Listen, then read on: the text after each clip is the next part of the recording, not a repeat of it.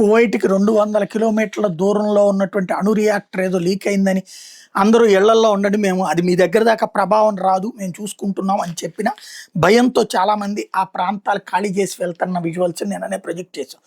అయితే సందర్భంలో ఇవాళ ఉదయం మళ్ళీ కువైట్ మీద దాడికి తెగబడింది ఇరాను.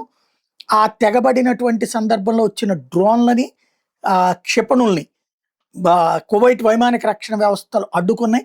ఈ విషయాన్ని సైనిక జనరల్ స్టాఫ్ అధికారికంగా ప్రకటించారు.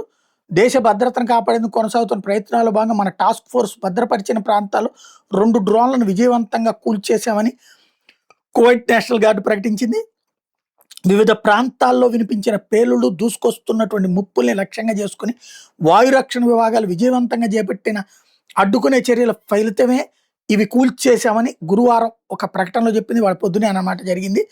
దాడులకి సంబంధించి తిప్పికొట్టడానికి రక్షణ వ్యవస్థలు సమర్థవంతంగా పనిచేస్తున్నాయని, ప్రజలు ఎక్కడ భయపడక్కర్లేదు, అధికారులు ప్రజలకు భరోసా ఇస్తూనే ప్రశాంతంగా అప్రమత్తంగా ఉంటాం అనేది ముఖ్యం. ప్రస్తుత పరిస్థితుల్లో ముందు జాగ్రత్త చర్యలు అమల్లో ఉన్నందున సంబంధిత అధికారులు జారీ చేసిన అన్ని భద్రత మరియు రక్షణ సూచనలు ఖచ్చితంగా పాటించండి అంటూ పబ్లిక్కి సూచనలు ఇచ్చారు.